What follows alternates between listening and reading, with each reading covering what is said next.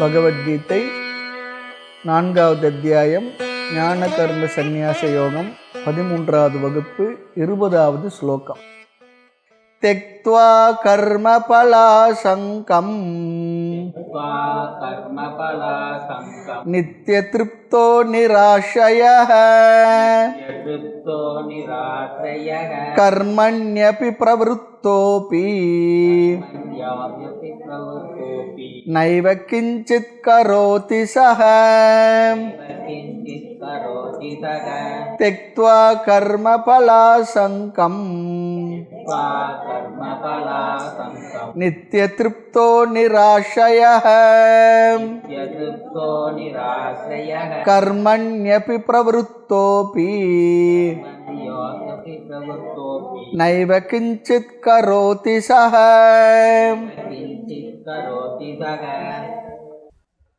ஞான கர்ம சந்நியாச யோகம் இந்த அத்தியாயத்தினுடைய மைய கருத்தை விளக்கி கொண்டு வருகின்றார் பகவான். 18வது ஸ்லோகத்தில் பார்த்தோம். அதாவது ஆசை, சங்கல்பம், நான் செய்பவன் என்கின்ற புத்தியை அற்றவனாக செயலில் ஈடுபட்டு கொண்டுள்ள இல்லற ஞானியை பற்றி கூறினார் சென்ற ஸ்லோகத்தை. அடுத்து நம்ம ஒரு கருத்து பார்த்தோம். யார் கர்ம சந்நியாசம் செய்வது? ஆத்மா செயலற்றது, அங்கு துரத்தல் என்பது நிகழாது.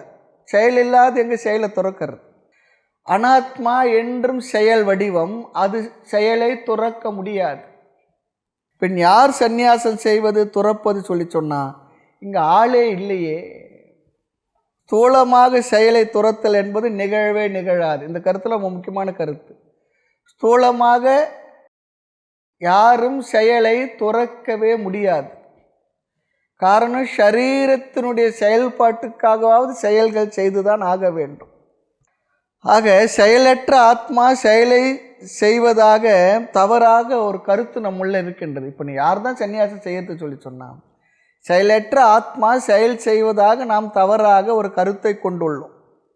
ஆகவே இங்கே அறிவில் நான் செயலற்றவன், அகர்த்தா என்ற அறிவுத்தான், அதுதான் நம்ம செய்ய முடியும். அறிவில் துறப்பது, அறிவில் வருகின்ற பாவனை, அறிவில் வரும் தெளிவு, இதுதான் ஞான கர்ம சந்நியாசம். அறிவினால் செயல்களை துரத்தல், இதுதான் நேரடின்னு அர்த்தம். ஞான கர்ம சந்நியாசம், அறிவில் செயல்களை துரத்தல். ஏனென்றால் ஆத்மா செயலற்றது, அது துறக்க முடியாது, என செயலே இல்லை. அனாத்மா செயல் சொரூபம், அது செயலில்லாமல் ஒரு நாளும் இருக்க முடியாது. அப்போ உண்மையில் இங்கு துரத்தல் யார் செய்வது என்று சொல்லி சொன்னால் இருவருமே துறக்க முடியாது. ஆனால் இங்கு துரத்தல் என்பது பிசிக்கலாக சொல்லலை, அறிவில், மென்டல்னால் வேறு எதை எடுத்துக்க போகிறீங்க? அறிவில் துரத்தல். ஆமாம், இதுதான் ஞான கர்ம சந்நியாசி வந்து மைய கருத்து. இதை நாம் சென்ற வகுப்பெல்லாம் பார்த்து நிறைவு செய்தோம்.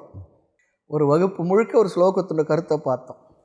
அடுத்து இந்த ஸ்லோகம், ஞானிகளுடைய வாழ்க்கையில் பிராரப்த கர்மா இருக்கின்றது என்பது இந்த ஸ்லோகத்தை வைத்து நாம் தெரிந்து கொள்ளப் போகின்றோம். இந்த பிராரப்தமும் விதவிதமாக இருக்கின்றது.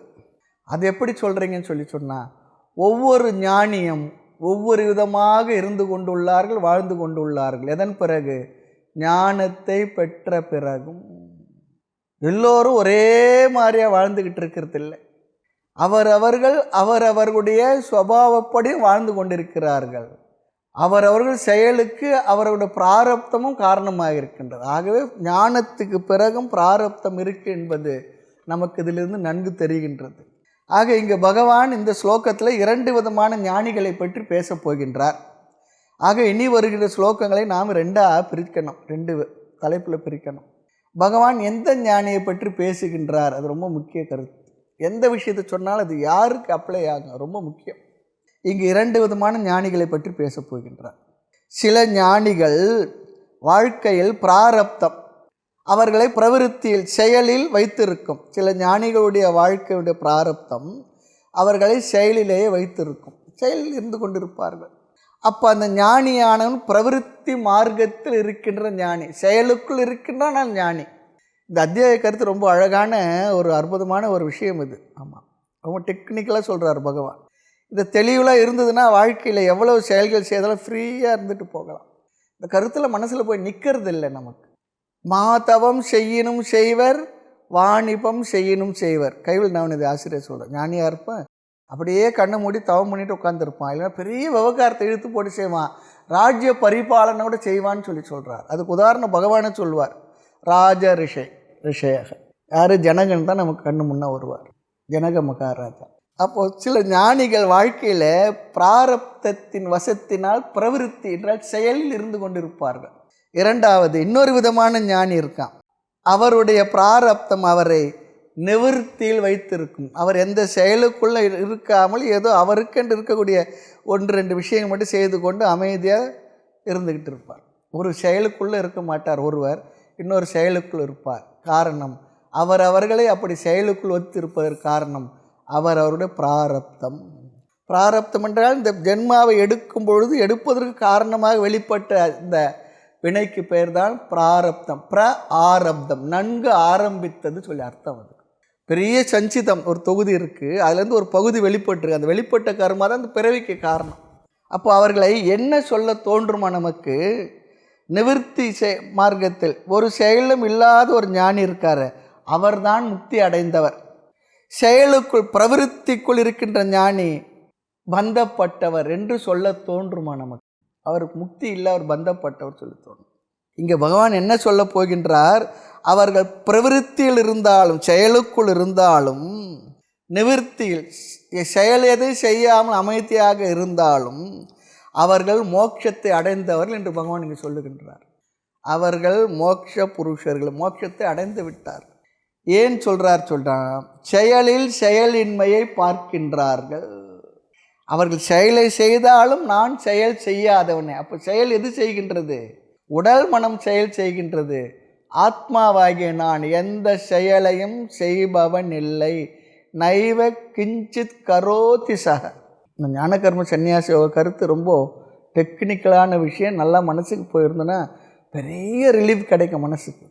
உடலும் மனமும் சூழ்நிலையினால் செயலை செய்கின்றது. அந்த செயலுக்குள் நான் இருந்தாலும் நான் எந்த செயலை செய்பவன் இல்லை. இது அறிவில் ரொம்ப தெளிவாக கிளியராக இருக்காங்க. உடல் மனம் செயல் செய்தாலும் செயல் அது செய்யாவிட்டாலும் ஆத்மாவாகிய நான் அகர்த்தா, எந்த செயலையும் செய்பவன் இல்லை. ஒரு பெரிய புயல் வருது, அந்த புயலுடைய மத்தி ரொம்ப அமைதியாக இருக்குன்னு சொல்லுவாங்க, அல்லது புயலுக்கு பின்னே அமைதி சொல்லுவாங்க. அதுபோல் புயலினுடைய நடுப்பகுதி கருப்பகுதி ரொம்ப குவைட்டாக இருக்குமா. அதுபோல் அவனை சுற்றி ஆயிரக்கணக்கான செயல்கள் நிகழ்ந்து கொண்டிருந்தாலும் கூட, செயல்கள் அவன் ஈடுபட்டிருந்தாலும் கூட அவன் அமைதியாக இருக்கின்றான். ஏன்? ஆத்மாவாகிய நான் நிஷ்கிரியாக. செயல் என்னை சுற்றி நிகழ்கின்றது, உடலும் மனமும் காரணம், நான் இல்லை. அதை பற்றி தான் பகவான் இங்கு பேசப் போகின்றார். ஆக ஒரு சாதகன் அல்லது பிரம்மச்சாரி ஞானத்தை பெறுவதற்காக அவனுக்கு பிராரப்தம் இருந்தது சொல்லி சொன்னால் அதன் துணை கொண்டு அவன் சன்னியாசத்தை எடுத்துக்கிடுறான். ஒரு வகையில் இப்படி ஒரு ஆள் இருக்கான்னு வச்சுங்க. அவனுடைய வாழ்க்கை எதற்கு தந்துள்ளான்? டோட்டலாக எதற்கு அவன் ஒப்படைச்சிருக்கிறான்? ஞானத்தை பெறுவதற்காக. ஞானத்துக்கு முன்னே அவனுக்கு வேறு வாழ்க்கை இருந்தது. ஞானத்தை பெறுவதற்காக தன்னுடைய வாழ்க்கையை டெடிகேட் பண்ணிட்டான். அதுக்காக சன்னியாசத்தை எடுத்துக்கிட்டான். ஏன்? சன்னியாசி எடுத்துக்கிட்டால் அவனுக்கு செயல்களிலிருந்து விடுதலை கிடைக்கின்ற. சாஸ்திரபூர்வமாக சாஸ்திரம் விதித்த செயல்களிலிருந்து தன்னை முறையாக விடுவித்து கொண்டு அந்த முழு நேரத்தையும் சாஸ்திரங்களை படித்து ஆத்மாவை பற்றி தெரிந்து கொள்ள வேண்டும் என்பதற்காக வாழ்க்கையை விட்ரா பண்ணிட்டான். எங்கேருந்து? விவகாரங்களிலிருந்து. அப்படி ஒரு சன்னியாசி சாஸ்திரம் படிக்கிறதுக்காக. அப்போ அதுக்கு முன்னே அவர் என்ன? அஜ்ஞானி தான். சன்னியாசி ஆகி சாஸ்திரம் படித்தாலும் படிச்சுக்கிட்டு இருக்கார். அது சன்னியாசி ஆகிட்டால் ஞானி அப்படியும் கிடையாது. அது ஞாபகம் வச்சுக்கணும்.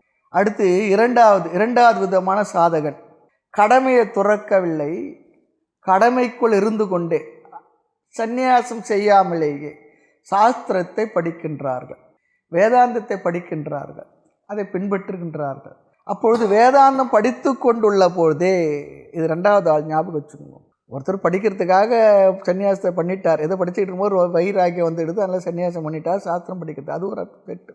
இரண்டாவது ஆள் சாஸ்திரம் படிச்சுக்கிட்டு இருக்கார், படிச்சுக்கிட்டு இருக்கும்போது வைராக்கியம் வந்துடுது. அப்பொழுது அவர்கள் சன்னியாசத்தை எடுத்துக்கொள்கின்றார்கள். அது தவறு இல்லையா? சாஸ்திரம் சொல்லுகின்றது தவறு இல்லை. அந்த அளவு தீவிர வைராகியம் இருந்தால் தவறு இல்லைன்னு சொல்கிறது. அதுதான் ரொம்ப முக்கியம். தவறு இல்லை. அதுக்கு இன்னொரு ஒரு உதாரணம் சொல்லுவாங்க. ஒருவர் ஒரு யாகத்தை ஆரம்பிச்சிடுறார். அது ஒரு வருஷமோ என்னவோ தொடர்ந்து செய்கிறப்போல ஒரு சங்கல்பம் பண்ணிக்கிட்டார். இடையிலேயே வைராகியம் வந்துட்டுது. இடையிலே அதை விட்டார். எதை விட்டுட்டார்? அந்த யாகத்தை விட்டுட்டார். வைராகியம் வந்துட்டுது, அதனால் யாகத்தை விட்டுட்டார். அவருக்கு பாபம் வருமானா? பாபம் வராது. சன்னியாசத்தை எடுத்துக்கிட்டார். அது எதற்காக? சாஸ்திரம் படிப்பதற்காக. அதனால தான் சொல்லுவோம், சாஸ்திரம் படிக்க வேண்டும் என்ற காரணத்திற்காக சாஸ்திரம் விதித்த கர்மாவிலிருந்து நம்ம விலக்கிக் கொள்வதற்கு சாஸ்திரமே அனுமதி கொடுக்கின்றது. அதனால் அவனுக்கு பாபம் எதுவும் வருவதில்லை. ஒரே கண்டிஷன் என்ன தெரியுங்களா? சாஸ்திரம் படிக்கணும். அதுக்காக இந்த நேரம் முழுக்க செலவு பண்ணணும். அவர்களை பற்றி இங்கே பேசலை. இதை பற்றியெல்லாம் பகவான் அடுத்த அத்தியாயத்தில் மிக விரிவாக பேச இருக்கின்றார். விதவிதமான சன்னியாசத்தை ரொம்ப அழகாக நிறைய விளக்கமாக சொல்ல போகின்றார். அடுத்து மூன்றாவது ஒரு சாதகர் இருக்கிறார்கள். அவர்கள் கிரகஸ்தர்களாக இருக்கின்றார்கள், இல்லறவாசிகள். சாஸ்திரத்தையும் படித்து வருகின்றார்கள். பெரிய விஷயம் அது. சன்னியாசம் வாங்கிட்டு சாஸ்திரம் படிக்கிறது பெரிய விஷயம் சொல்ல முடியாது. ஏனென்றால் எல்லாத்தையும் விட்டுட்டு அதுக்காக வந்திருக்கார்.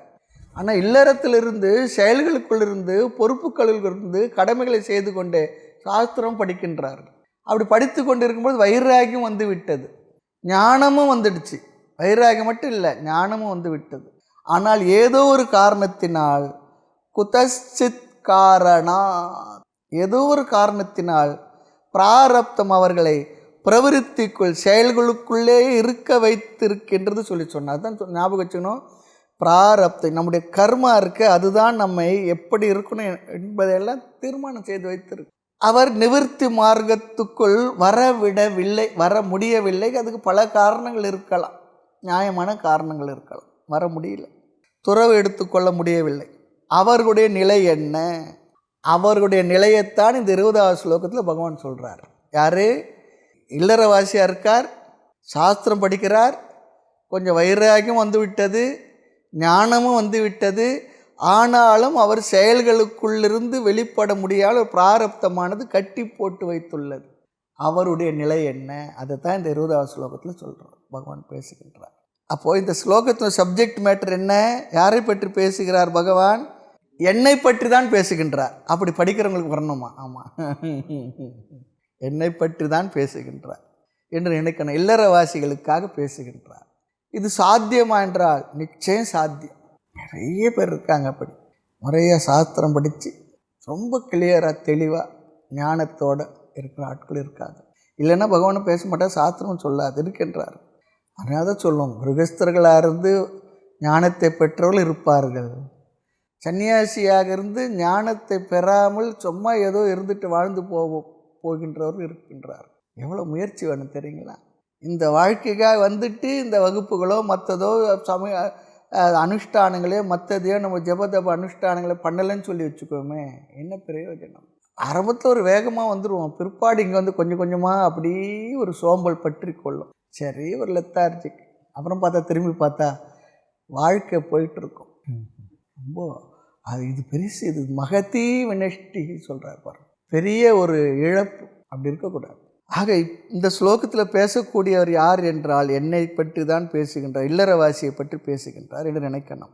ஆக ஞானத்துக்கு முன் சந்நியாசம் எடுத்தவரை பற்றி பேசவில்லை. செயலில் இருந்து கொண்டு இருக்கும்பொழுது வைராகியம் வந்து செயலை துறந்தவனை பற்றியும் பேசவில்லை. நிவர்த்தி மார்க்கத்தில் உள்ள மேற்குறித்த சன்னியாசிகளை பற்றி அடுத்த ஸ்லோகத்தில் பேசுவார். இங்கு ஞானம் ஏற்பட்டு பிரவிற்த்தி மார்க்கத்தில் இல்லறத்தில் இருந்து கொண்டு இருக்கும் பொழுது ஞானமும் ஏற்பட்டு விட்ட கிரகஸ்தர்களை பற்றி, ஞானியை பற்றி பேசுகின்றார். இல்லற ஞானியை பற்றி பேசுகின்றார், ஸ்பஷ்டமாக சொல்லணும்னா. அப்போது பகவான் யாரோ பிரவிற்த்தி ஞானியை பற்றி பேசுகிறார், என்னை பற்றி இல்லை என்று நினைக்கக்கூடாது, என்னை பற்றி தான் பேசுகின்றார். அப்போ இதிலிருந்து தெரிகிறது என்னென்னா, இல்லறத்தில் இருந்தால் ஞானமே வராது என்பது இல்லை. அந்த குற்ற உணர்வு நமக்கு வரவே வேண்டாம். என்னை பற்றி தான் பகவான் பேசுகின்றார் நினைக்கணுமா? ஏனென்றால் நாம் விவகாரத்தில், செயலில், பிரவிற்த்தியில் தானே உள்ளோம். சாஸ்திரமும் கேட்குறோமே, ஞானமும் வந்துள்ளது. இல்லை சாமி வரலன்னு சொல்லக்கூடாது. ஆத்மான்ற கருத்தை நம்ம கேட்டுக்கிட்டே இருக்கிறோம் இல்லையா? ஏதாவது ஒரு வகுப்பில் ஆத்மான்ற வார்த்தை விஷயத்தை விட்டுட்டு பேசணுமா பாருங்க. எங்கே சுற்றினாலும் ரங்கனை சேவின்னு சொல்கிறபடி எங்கே சுற்றினாலும் ஆத்மா பற்றி விஷயத்தை தான் நிற்போம் நம்ம. ஆக சாஸ்திரம் கேட்கின்றோம், ஞானமும் வந்துள்ளது. அடுத்த கேள்வி சந்தேகம் வரும், என்னவென்றால் ஞானமே வந்துவிட்ட பிறகு அவன் ஏன் பிரவிற்த்தி மார்க்கத்தில் இருக்கணும், செயலுக்குள் ஏன் இருக்க வேண்டும் என்றால் அங்குதான், அதனால்தான் நாம் இங்கு பிராரப்தம் என்ற ஒரு கான்செப்டை எடுத்துக்கிட்டோம். ஞானிக்கு ஒன்றை விடுவதனாலேயோ ஒன்றை எடுத்துக்கொள்வதனாலேயோ ஒரு பலனும் இல்லை என்று சொன்னால் அவன் எதை வேண்டுமானாலும் தேர்ந்தெடுக்கலாமே. ஆயினும் ஒரு விதமான சூழ்நிலையை, ஒரு விதமான பிராரப்தத்தை அவர்களால் விட முடியவில்லை என்றால் அவருடைய நிலை என்ன, அதுதான் இங்கே வர்ணிக்கப்படுகின்றது, விளக்கப்படுகின்றது. ஸ்லோகத்தை பார்ப்போம். தெக்த்வா கர்ம பலாசங்கம். ஞானியுடைய மனதை வர்ணிக்கின்றார். முதலில் அவர்கள் என்ன செய்தார்கள்? தெக்த்வா. தெக்த்வா என்றால் துறந்தார்கள். எதை துறந்தார்கள்? அவர்கள் கர்மத்தை துறக்கவில்லை, செயலை துறக்கவில்லை. பின் என்னவா? கர்ம பல ஆசங்கம் தெக்த்வா. கர்ம பல சங்கத்தை துறந்தார்கள். கர்ம பல சங்கம் என்பது கர்ம பல ஆசங்கம் என்று பிரிக்க வேண்டும். அசங்கம் சொல்லி பிரிச்சிடக்கூடாது. அசங்கம்னா என்ன? விலகி இருப்பதுன்னு சொல்லி அர்த்தம், அது வேறு. இங்கே ஆசங்கம். ஆசங்கம் என்றால் பற்று, அட்டாச்மெண்ட்டு. எதில் உள்ள பற்று? கர்மத்திலும் செயலிலும் செயலுடைய விளைவிலும் பலனிலும் இருக்கின்ற ஆசங்கத்தை, பற்றை துறந்து அவர்கள் கர்மத்தை, செயலை துறக்கவில்லை, செயல் செய்கின்றார்கள், அதனுடைய பலனையும் துறக்கவில்லை. இங்கே பாருங்கள், இதுதான் ஒரு பெரிய டெக்னிக் விஷயம். செயலையும் துறக்கவில்லை, செயலுடைய பலனையும் துறக்கவில்லை, ஆனால் அதில் உள்ள பற்றை துறந்தார்கள். ரொம்ப கவனமாக ஜாகிரதையாக புரிஞ்சுக்கணும். செயலையும் செய்கின்றார்கள், பலனையும் பெறுகின்றார்கள், ஆனால் அதில் உள்ள பற்றை துறந்திருக்கின்றார்கள். இப்போ கவனமாக கேட்கணும். செயலில் எதை துறந்தார்கள் என்றால் கர்மத்தில் உள்ள அகங்காரத்தை துறந்தார்கள். என்ன அகங்காரம்னா என்ன? பலன் இப்படித்தான் வர வேண்டும் என்ற ஆக்ரகத்தையும் துறந்தார்கள். செயல் செய்கின்றேன், பலன் வரட்டும், அது இப்படித்தான் வர வேண்டும் என்பதையெல்லாம் கர்மயோகத்திலே பார்த்தோம், துறந்தார்கள். நான் செய்கின்றேன் என்ற பாவனை, அகங்காரத்தை துறந்தார்கள். நான் செய்கிறேன், அவ்வளவுதான். என்ன செய்கிறேன், அவ்வளவுதான். பலனில் எதை துறந்தார்கள் என்றால் ஆசையை துறந்தார்கள். பலனில் உள்ள இச்சையையும் துறந்தார்கள், செயல் செய்கின்றார்கள். நான் செய்கின்றேன் என்ற எண்ணத்தையும் துறந்து செயலில் இருந்து கொண்டிருக்கின்றார்கள். அப்படி இருக்கிறது முடியுமா பாருங்கள். ரொம்ப ஜாகிரதையாக அதை மறுபடியும் கேட்டால் தான் புரியும். அழகாக பகவான் ஒவ்வொரு அத்தியாயத்தையும் கொஞ்சம் கருத்துக்களை அப்படியே கொஞ்சம் வசத்திக்கிட்டு போவார். நாம் எப்படி அதனை புரிந்து கொள்ள வேண்டுமோ, கர்ம பல ஆசங்கம் தெக்த்வா அப்படி சொன்னால் கர்மத்தில் உள்ள நான் என்ற புத்தியையும், நான் செய்கின்றேன் என்ற புத்தியையும், பலன் எனுமிடத்தில் பலத்தில் உள்ள போக இச்சையையும் ஆசையையும் துறந்து, ஏனென்றால் நான் ஆத்மா என்ற ஞானத்தினால் நான் அகர்த்தா, நான் எதையும் செய்பவன் இல்லை, அப்படி எதையும் நான் செய்பவன் இல்லை என்று சொல்லும் பொழுது அப்போது அந்த செயலுடைய விளைவும் எனக்கு என்ன இல்லை, அபோக்தா. அகர்த்தா அபோக்தா. பிறகு அடுத்த கேள்வி ஒன்று வரும், இவர்களால் எப்படி அப்படி செயலினுடைய பலனில் உள்ள இச்சையை துறக்க முடிந்தது? செயலில் நான் செய்கின்றேன் என்ற பாவனையையும் பிறகு எனக்கு எந்த பலனும் வேண்டாம் என்று யாரால் சொல்ல முடியும்? செயல் செய்கிறேன், எனக்கு அது பலனே வேண்டாம்னு சொல்லி யாரால் சொல்ல முடியும்? ஒருத்தர் சொன்னார், ஒருத்தருக்கு சாப்பாடு கொடுக்குறோம், எனக்கு சாப்பாடு வேண்டவே வேண்டாம் யாரால் சொல்ல முடியும்?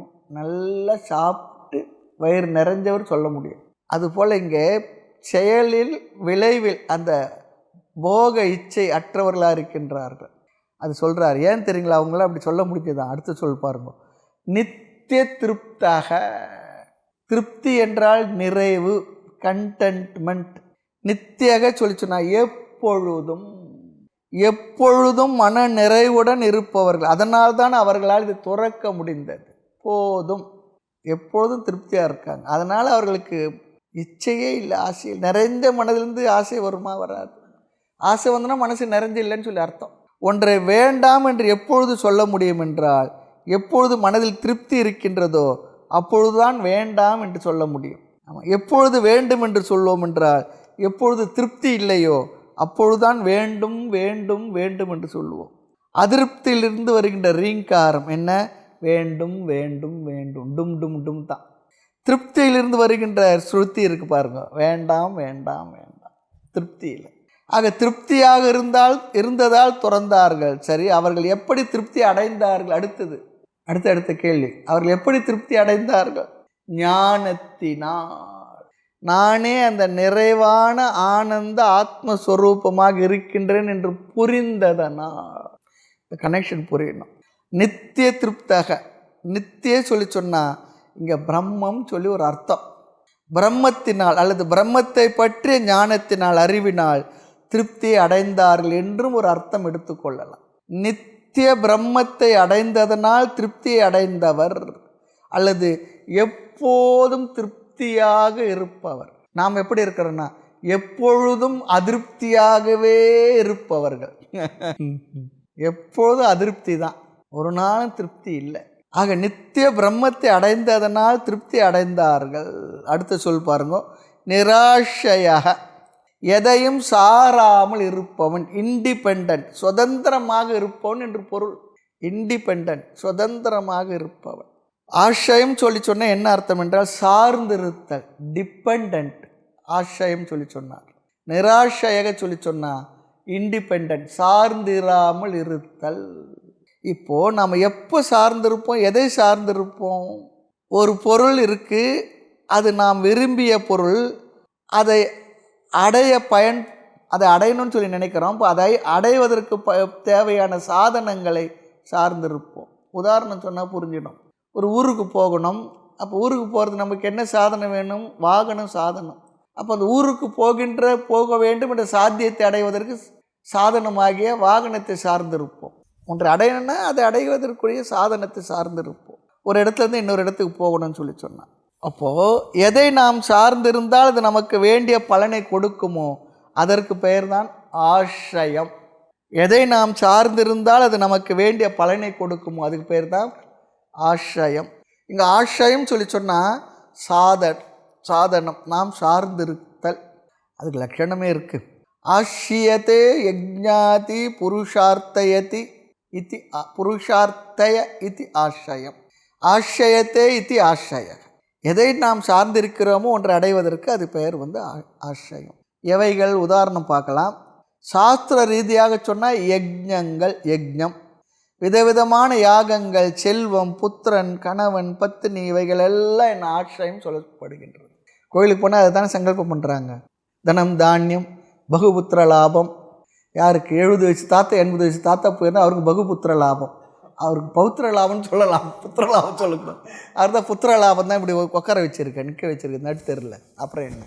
சன்னியாசிகள் போனேன்னா அவங்களுக்கு பகுபுத்திர லாபம், அது வழக்கம் அப்படியே சொல்லுவாங்க. அவர் பகு சிஷ்ய லாபம்னு சொல்லலாம். ஒரு கிராமத்தில் சுவாமிஜி கூட போயிருந்தோம். கிராமத்தில் கிராம பூசாரி சாமி இதை எங்கள்கிட்ட சொல்லுவார். எங்கே போனால் இப்படியே சொல்லுவோம். சன்னியாசியில் பார்த்தாலும் சங்கல்பம் மாற்றிக்கிறது இல்லை. ஏன்னா அங்கே சொல்லி ஒரு மாதிரி அப்படியே சீரியோ டைப்பாக வந்துடும். இந்த கிராம பூசாரி சொன்னார், பகு சிஷ்ய லாபம்னு சுவாமிஜிக்கு அவனுக்கு ரொம்ப அப்ரிஷியேட் பண்ணாங்க. திரும்பி பார்த்தாருங்க. சொல்லிவிட்டு அவனை கூப்பிட்டு அந்த பூசாரியை, ரொம்ப நல்லா சொல்கிறீங்க ராமசாமி, நீங்கள் சன்னியாசி, உங்களுக்கு சிஷ்யர்கள் தானே வேணும், பகு சிஷ்ய லாபம்னு சொன்னேன். ஒரு கிராமத்தில் கிராம கோயில் பூசாரி, அதில் பகு சிஷ்ய லாபம். ஒரு வகையில் சிஷ்யர்கள்லாம் குருவுக்கு குழந்தைகள் தான், பையன் புத்திரன் தான். இருந்தால் கூட அங்கே சொன்ன விதம் வந்து ரொம்ப நல்லா, அது மறக்க முடியாத சம்பவங்கள் சிலதெல்லாம். ஆக செல்வம், புத்திரன், கணவன் அல்லது மனைவி, இதெல்லாம் ஆசயம். ஏன்னா நம்ம அதெல்லாம் சார்ந்திருக்கின்றோம். அந்த சார்ந்திருந்து அந்த சாதனங்களை செய்து பெறுகின்றோம். காரணம், இவைகளை ஒருவன் சார்ந்திருக்கிறான். ஏனென்றால் அதிலிருந்து அவனுக்கு வேண்டிய பலன்கள் கிடைக்கின்றது. அதனால் அது ஆசயம் சொல்லி சொன்னால் எதை நாம் சார்ந்திருந்தால் அதிலிருந்து நாம் விரும்புவது கிடைக்குமோ அது ஆசயம். இங்கு நிராசையாக சொல்லிச்சுனா இவைகளை அவன் சார்ந்தில்லை. எவைகளை? பணம், புத்திரன், சுகம், வஸ்துக்களை அவன் சார்ந்திருக்கவில்லை. ஏன் இவைகளை சார்ந்திருக்கவில்லை என்றால் இவைகளால் அடையப்படுகின்ற பலன்களில் அவனுக்கு ஆசை இல்லை. அதனால் அவைகளில் போதும் என்ற வைராக்கியம் வேற வந்திருக்கின்றது, புரிந்திருக்கின்றது. ஆக இவைகளை அவன் சார்ந்தும் இல்லை. நான் எவ்வளவு தூரம் இவைகளை சார்ந்துள்ளோன்னு சொல்லி சொன்னால் நம்முடைய மனதில் எவ்வளவு ஆசைகள் உள்ளதோ அந்த அளவிற்கு அவைகளை நாம் சார்ந்திருப்போம். எவ்வளவு ஆசை இருக்கோ அந்த ஆசைப்பட்ட விஷயங்களை அடைவதற்காக அவ்வளவு சார்பு நமக்கு இருந்துக்கிட்டு இருக்கும். ஆமாம், அதனால் சொன்னார் ஒருத்தர், மோட்சம் எவ்வளவு தூரம்னா உனக்கு எவ்வளவு சார்பு இருக்கின்றது, டிபெண்டன்ஸ் இருக்கோ அவ்வளோ தூரம்னார். அவ்வளோ தூரம். ஆக உண்மையில் ஒருவன் எப்பொழுது சுதந்திரமாக இருக்க முடியும் என்றால் ஆசைகள் மனதில் இல்லாத பொழுதுதான் அவன் சுதந்திரமாக இருக்க முடியும். எதையும் சார்ந்து இருக்க வேண்டிய அவசியமே இல்லை. ஒன்றை அடைவதற்கு ஆசை இல்லை. சில பேர் சொல்லுவாங்க, நான் சுதந்திரமாக இருக்கேன், சுதந்திரமாக இருக்கவும் விரும்புகின்றேன். ஆனால் ஒரே ஒரு கண்டிஷன் நம்ம சொல்லணும், ஆசைகள் மனதில் இல்லாமல் இருந்தால் சுதந்திரமாக இருக்கலாம். இல்லை ஆசைகள் மனசில் நிறைய இருக்குது ஆனால் நான் சுதந்திரமாக இருக்கேன்னா அந்த வார்த்தை உண்மையான வார்த்தை இல்லை, புரியாத ஒரு வார்த்தை. தாய்மொழி அழகாக சொல், நிராசையின்றே தெய்வம் உண்டோ சொல்லுவார். ஆசையனும் பெருங்காற்றோடு இலவம் பஞ்சனமும் மனது அலையங்காலம் மோசம் வரும். இதனால் கற்றதும் கேட்டதும் தூர்ந்து முக்திக்கான நேசமும் நல் வாசமும் போய் புலனாயில் கொடுமை பற்றி நிற்பரந்தோ தேசு பழுத்த அருள் பழுத்த பராபரமே நிராசையின்றே தெய்வம் உண்டு. அதுதான், ஆசை இல்லை. காரணம் ஆசை இல்லாததுனால ஆசைப்பட்ட பொருளை அடையிறதுக்குரிய சாதனங்கள் மேலே எனக்கு சார்பு இல்லை. அதனால் நான் ஃப்ரீயாக இருக்கேன். அதனால தான் கௌப்பீனவந்தக கழு பாக்யவந்தக உத்தவ கீதையில் அதுதானே. ஒன்றும் இல்லை, அந்த கௌப்பீனம் கூட இல்லை. அந்த அவதூத சன்னியாசி அவர் அவ்வளோ சந்தோஷமாக இருக்கார். எது மகாராஜா கேட்குறார், எதனால் உங்களால் இவ்வளோ சந்தோஷமாக இருக்க முடியுது? குழந்தைய போல் இருக்கீங்க, உங்களை பார்த்தா அவ்வளோ மகிழ்ச்சியாக இருக்கீங்க, எனக்கு எல்லாம் இருக்குது, உங்களை போல் இருக்க முடியல என்ற ஆதங்கத்தில் கேட்குறான். அதான் நிராசையின்றே தெய்வம் உண்டோ. ஆக நிராசையாக என்பது சாரம் என்ன? அவன் எந்த ஒரு சாதனத்தையும் சார்ந்து இருக்கவில்லை. காரணம், அந்த சாதனத்தினால் அடையப்பட வேண்டியது அடைந்து விட்டவன். அவனுக்கு என்று சாத்தியம் அடையப்பட வேண்டியது ஒன்றும் இல்லை. தாய்மன்னர் இடத்துல சொல்லுவார், அதாவது அந்த வார்த்தை சட்டு ஞாபகம் வரல, தேடுதலும் மற்ற இடம் நிலை என்ற மௌனியே. அழகான வார்த்தை. தேடுதலும் மற்ற இடம் நிலை என்ற மௌனியே சித்தாந்த முக்தி முதலே சிறகிரி விளங்க ஒரு தட்சிணாமூர்த்தியே சின்மயானந்த குருவே. தேடுதலும் மற்ற இடம், அவனுக்கு தேடுதல் கூட இல்லை, முடிஞ்சு போச்சு. தேடறிய தேட்டமே, தேடறிய சத்தாகியன் சித்தமிசை குடிகொண்ட அறிவான தெய்வமே தேஜோமயானந்தம். சாத்தியம் இதுவுமே அவனுக்கு இல்லை. ஆசையற்றவன். ஆக அவன் நித்திய திருப்தனாக இருப்பதனால் கிருஷ்ண கர்ம கிருத்து நம்ம பார்த்தோம். செய்ய வேண்டிய அனைத்தையும் செய்து முடித்தவன், அடைய வேண்டிய அனைத்தையும் அடைந்தவன்.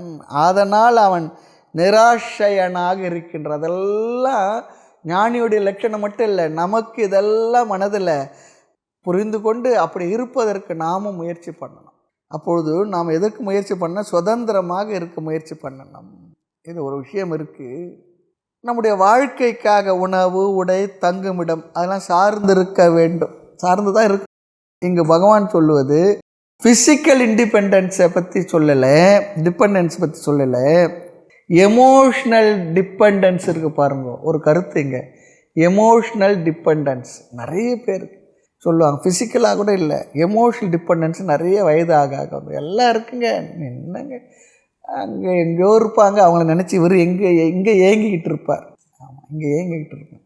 பையன் ஃபோனே பண்ணுறது இல்லைங்க. நான் அடிக்கடி சொல்லுவேன், ஃபோன் வரலன்னா நீங்கள் நிம்மதியாக இருங்கோ. ஏன் தெரியுங்களா? அவன் ரொம்ப நல்லா இருக்கிறாங்கன்னு அர்த்தம். அவங்களுக்கு எதனா சிரமம்னா தான் அம்மா அப்பா ஞாபகம் வரும், ஃபோன் வரும். ஃபோன் வந்தால் நீங்கள் பயப்படணும், என்ன தெரியலையேன்னு சொல்லி. வரலன்னு சொல்லிச்சுன்னா அவங்க நிம்மதியாக இருக்காங்கன்னு அர்த்தம். நீங்கள் எதுக்கு அவங்களை டிஸ்டர்ப் பண்ணுறீங்க? அதை நினச்சி நீங்கள் ஏன் டிஸ்டர்ப் ஆகுறீங்க? அப்பா கூட இருந்துடுவார், இருப்பா விடுமா, சும்மா. இந்த அம்மா தான் பாவம். ஒரு உலகத்திலேயே ஒரு பாவப்பட்ட ஜென்மம் அம்மா தான். அதுதான் நினச்சிக்கிட்டே இருக்கும். என்ன சாப்பிட்டான்னு என்ன போனேன், அவன் நல்லா எங்கன்னா நல்லா சாப்பிட்டுக்கிட்டு தான், சொமோட்டோலி எது வர வச்சு தான் சாப்பிட்டுக்கிட்டு இருப்பான். இதுதான் இங்கே உட்காந்துட்டு அவஸ்தைப்பட்டுக்கிட்டு இருக்கும். என்ன சாப்பிட்டானு, என்ன குடித்தானு, என்ன போனானே, நல்லா சௌகரியமாக இருப்பாங்க நல்லா. ஆக இங்கே எமோஷ்னல் டிபெண்டன்ஸ் ரொம்ப ஆகிடும். சில ஃபிசிக்கல் டிபெண்டன்ஸ்லாம் விட முடியாது, இருந்து தான் ஆகணும். வாழ்க்கைக்கு சாப்பாடு வேணும், துணிமணிகள் வேணும், தங்கிறதுக்கு இந்த பனிமழைக்கு ஒதுங்கி இருக்கிறது வேணும், அதெல்லாம் இருக்கத்தான் இருக்கும். ஆக சுதந்திரமாக இருக்க என்ன செய்யணும்னா, மனதில் ஆசைகளை அதிகமாக வளர்த்து கொள்ளக்கூடாது. ஆசை விட விட சுதந்திரம், ஆசை விட விட ஆனந்தம். ஆசை படப்பட ஆய் வரும் துன்பங்கள், ஆசை விட விட ஆனந்தம். நாம் நினைக்கிறோம் ஆசை பெருக பெருக நிறைய பொருள்கள் வர வர நாம் ரொம்ப இன்னும் சந்தோஷமாக இருப்போம் நினைக்கிறோம். பொருள்கள் வர வர நாம் அந்த பொருள்களை பாதுகாக்கின்ற பாதுகாவலர்களாக டிபெண்டன்ஸ் ஜாஸ்தி ஆகிடும். கடையில் இருக்க வரைக்கும் அந்த பொருள் நமக்கு ப்ராப்ளம் இல்லை, வீட்டுக்கு வந்த உடனே அது பராமரிப்புக்கு நமக்கு அவ்வளோ கவனம் கொடுக்க வேண்டியதாக இருக்குது. அப்போ என்ன ஆகிடுதுன்னா, நம்முடைய சுதந்திரத்தை அது பறிச்சிடுச்சுன்னு அர்த்தம், பறிச்சிடுச்சுன்னு அர்த்தம். ஆக இதெல்லாம் யாருக்கு பகவான் சொல்லி சொன்னால், இல்லறத்தில் இருக்கின்ற ஞானத்தை அடைந்தவுடைய மனநிலையை விளக்கி சொல்லுகின்றார். ஞாபகம் சொன்ன ஸ்லோகம், ஞானகர்ம சந்நியாசங்க 20வது ஸ்லோகம் இல்லற ஞானியை குறித்து சொல்கின்ற விஷயங்கள். அந்த வார்த்தைகள்லாம் போட்டு அதுக்கு அந்த வார்த்தைக்கு நேராக அவனுடைய அர்த்தத்தை போட்டுட்டு டெய்லி பார்க்கணும் அதை எடுத்து. ஆமாம், அதுதான் மனசில் இன்னைக்கு அந்த அர்த்தம் மனசில் வந்தால் தான் நமக்கு அது ஒரு உத்வேகத்தை தரும், ஒரு தெளிவை தரும். 2வது வரி பாருங்கள். கர்மணி அபி பிரவருத்தக அபி. கர்மணி செயலில், விதவிதமான செயலில் அல்லது பொறுப்புகளில் இப்படிப்பட்ட மனநிலை உடையவனுக்கு ஏதோ ஒரு பிராரப்த வசத்தினால் கர்மத்தில் சில பொறுப்புகள் என்ன செய்கின்றான்? அபிப்பிரவிருத்தாக, அதை எடுத்து நடத்துகின்றார், அதில் பிரவிருத்தியுடன் இருக்கின்றான். அபி என்றால் செயலில். அவன் அப்படி இருந்த போதிலும், ஈவன்தோ அப்படி அவன் இருந்த போதிலும் அவனை பகவான் என்ன சொல்கின்றார்? அவன் ஒன்றும் செய்யாதவனே. நைவ கிஞ்சித் கரோதி சக. சக என்றால் அவன். எவன்? முன்வரியில் சொல்லப்பட்டவன், கர்மத்தில் பிரவிருத்தியை உடையவன், செயலில் இருந்து கொண்டிருந்தாலும் கூட அவன் என்னவன்? கிஞ்சித் கொஞ்சமாவது. நைவ கரோதி செய்பவனே இல்லை, செய்கிறவனே இல்லை. கரோத்தி என்றால் செய்பவன், நைவ என்றால் இல்லை.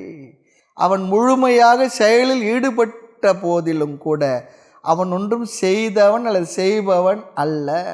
இங்கே பொருள் என்னவென்றால், செயல் செய்த போதிலும் அவன் செயல் எதையும் செய்யாதவனே. இல்லை சும்மா ஏதோ அர்த்தம் இல்லாத வார்த்தைகளில் அமைதியாக யோசித்தா தான் புரியும். இது சரியான ஒரு அறிவை தருகின்றார் பகவான், நமக்கு இருக்க வேண்டிய அறிவு. காரணம், அதில் நான் செய்கின்றேன் என்ற கர்த்திருவ புத்தி இல்லை அவனுக்கு. கர்த்திருவம், நான் இதை செய்வோன்னு என்ற கர்த்திருவம் இல்லை, ஏதோ செய்கிற நடக்கிறது, அவ்வளோ. மேலும் கர்மத்தில் அகர்மத்தை பார்ப்பவன் அப்படி பார்க்க வேண்டும் என்பது இங்கு பகவானுடைய உபதேசம். உடல் மனம் செயல்படுகின்றது, நான் செயலற்ற ஆத்துமா. ஆக ஞானியுடைய செயலில் அதில் அகர்மத்தை நாம் பார்க்க வேண்டும் என்பது இங்கு கருத்து. இதில் 2 விதமாக ஒரு கருத்து இருக்குது, இன்னொரு விஷயமும் இருக்குது செயல்களை பற்றி. பொதுவாக நல்ல உத்தமமான புத்தியுடைய மனுஷன், உத்தமமான மனுஷன் யாருன்னா, நன்கு புரிந்து கொண்டு எந்த செயலும் ஆரம்பிக்காமல் இருக்கிறது ரொம்ப உத்தமம். அது முதல் தரம். 2வது, ஆரம்பிச்சிட்டாங்கன்னா அதை முடிக்கிற வரையும் செயல்படணும். 2வது 2 விஷயம். ஒன்று, ஆரம்பிக்கக்கூடாது, ஆரம்பித்தா முழுமையாக நிறைவுபடுத்தணும். இங்கே யாரை பற்றி சொல்கிறாருன்னா, ஆரம்பிக்காதவர்களை பற்றி சொல்லலை, ஆரம்பித்து செயல் இருப்பவர்களை பற்றி சொல்கிறார். இல்லற ஞானி தானே பார்த்துக்கிட்டு இருக்கோம் நம்ம. இது 2வது புத்தி லட்சணம். ஆக ஆரம்பிக்கக்கூடாது, ஆரம்பித்துட்டு திண்டாடுறவங்களை பார்த்து புத்தி வரணும். இங்கே ஆரம்பித்தோமா கடைசி வரையெல்லாம் பண்ணணும், முடிக்கணும், முடிக்கிற வரைக்கும் இருக்கணும், நடுவில் விட்டுட்டு ஓடி போயிடக்கூடாது, ஒழுங்காக செய்து முடிக்கணும். ஆக பகவான் இந்த 2வது ஆளைத்தான் பற்றி பேசுகிறார். ஆரம்பிக்காமலே இருக்க ஒரு சன்னியாசி பற்றி பேசவே இல்லை, அடுத்து பேச போகிறார். ஆரம்பித்து முடிவுக்காக காத்து கொண்டுள்ள ஞானியை பற்றி பேச போகின்றார்.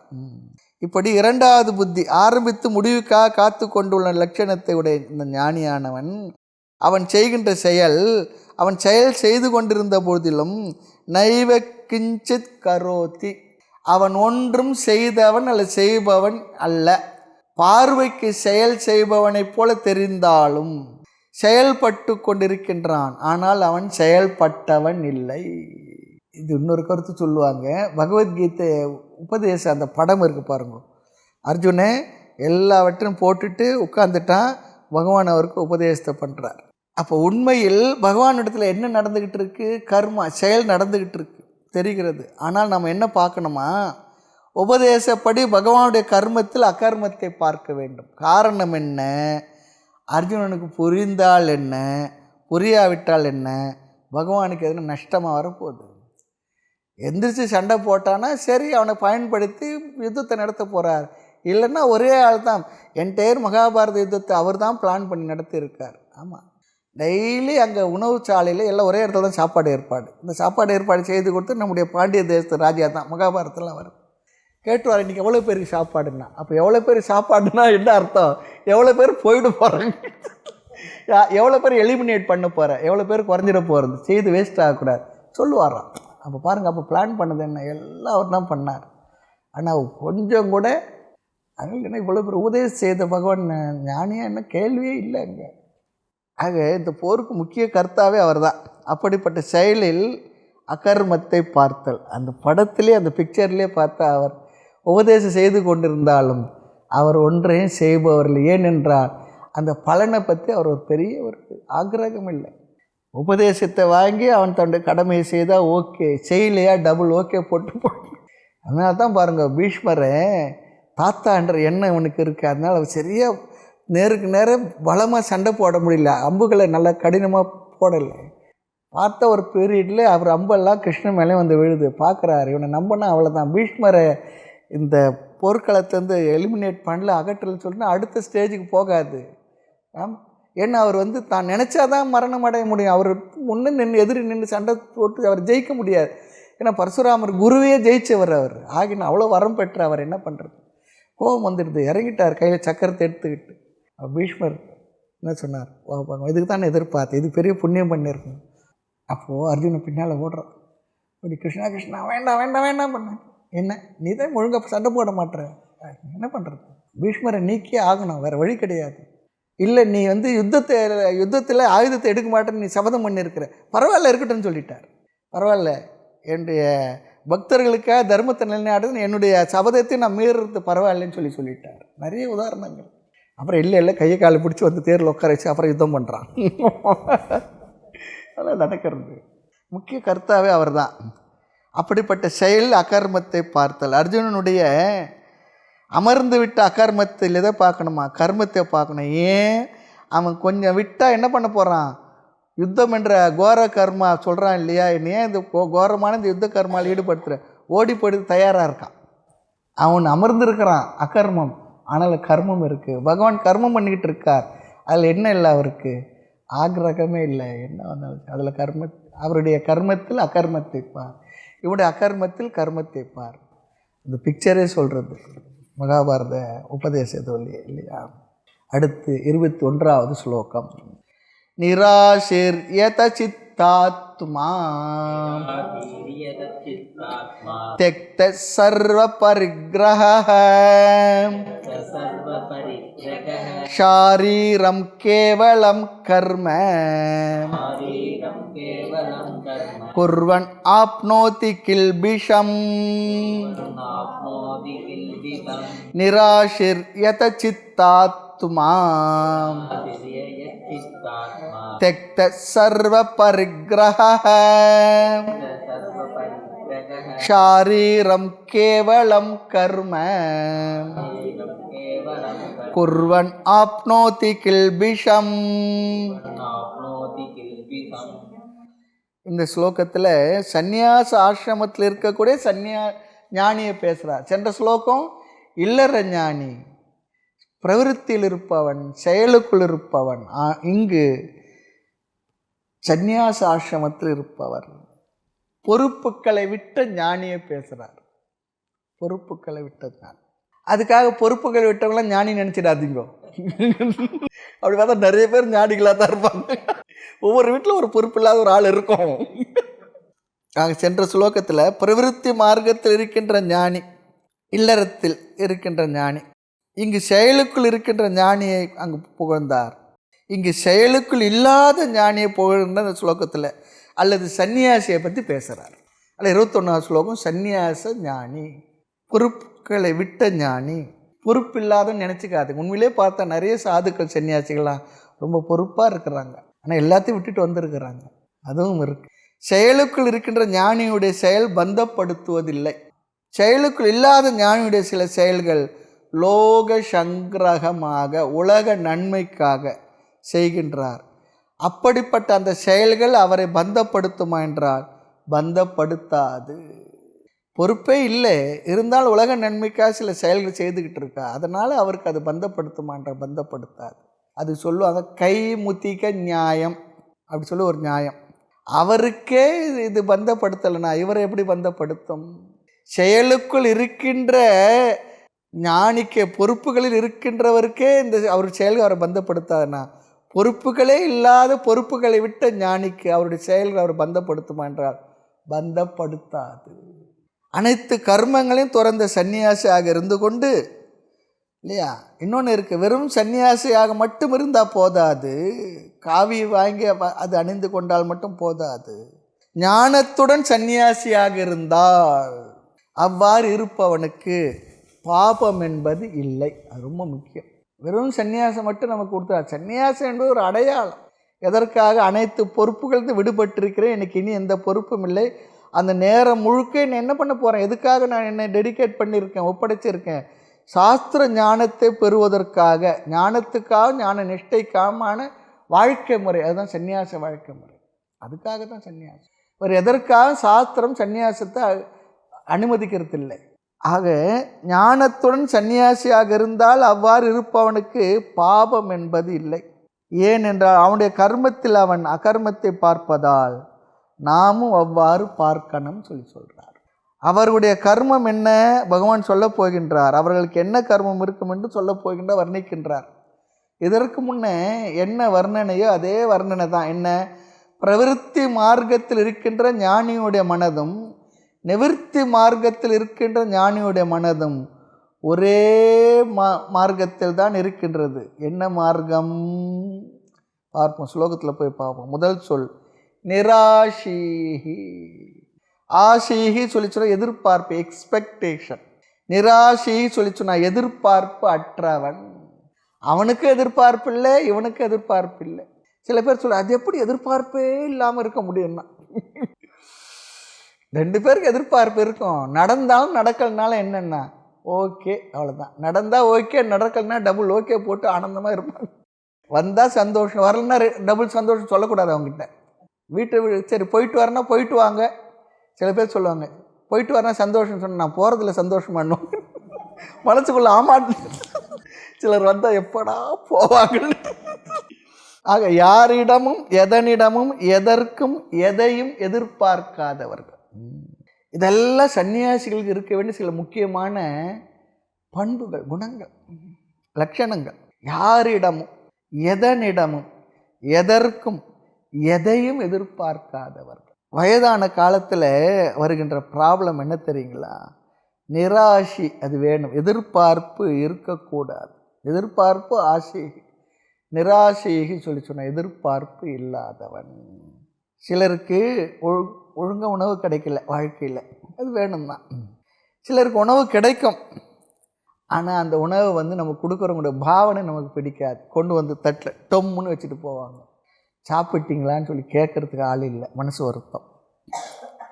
நிறைய பேருக்கு என்ன இதுனா கேட்கணும், என்னிடத்துல பேசணும், என்னிடத்துல யாரும் சொல்கிறது இல்லை, என்னிடத்துல யாரும் கேட்கறது இல்லை, அவங்க செய்கிற எதுவும் எனக்கு தெரிவிக்கிறது இல்லை. இதெல்லாம் வயதான காலத்தில் நமக்கு வரக்கூடிய சில விதமான ப்ராப்ளங்கள். அதான் சொன்னார், பக்குவம் இல்லாமல் வயதானால் இதுதான் பிரச்சனை. பக்குவத்துடன் வயதானால் பிரச்சனையே இல்லை. பக்குவத்தோடு வயதானால் ப்ராப்ளம் இல்லை, பக்குவம் இல்லாமல் வயதானால் ப்ராப்ளம். அதனால தான் என்ன சொல்கிறோம், முதுமையானது ஒரு மாலை போல பக்குவத்துடன் இருந்தால். அது இல்லை என்றால் வெறும் வயது வளர்ந்துக்கிட்டு இருக்கும், மென்டல் க்ரோத் இருக்காது, வளர்ச்சி இருக்காது. ஆமாம், வயது அதிகமாகிட்டு இருந்தது. பார்ப்போம் சில நேரத்தில் பேரனுக்கு இருக்கிற மெச்சூரிட்டி கூட தாத்தாவுக்கு இருக்காது. பார்க்குறோம் சில நேரத்தில் இருக்குது, உண்மை தான். நம்மளை பேரனா நினச்சிக்கணும் அந்த இடத்துல, நமக்கு மெச்சூரிட்டி இருக்குல்ல. அதனால் என்னங்க தெரியுங்க, சில வயதான வீட்டில் பார்க்குறோம், நம்ம வீட்டில் நம்ம இருந்துக்கிட்டு பக்கத்து வீட்டில் நம்ம பற்றி குறை சொல்லிக்கிட்டு இருப்பாங்க. நாளைக்கு செய்ய போகிறது அவங்க இல்லை, ஆனால் நம்மளை பற்றி குறைய பக்கத்தில் மற்ற இடத்துல வரவங்க போகிறதா கூப்பிட்டு சொல்லிக்கிட்டு இருப்பாங்க. இதெல்லாம் ஒரு விதமான ஒரு சூழ்நிலை தான் வயதான காலத்தில்.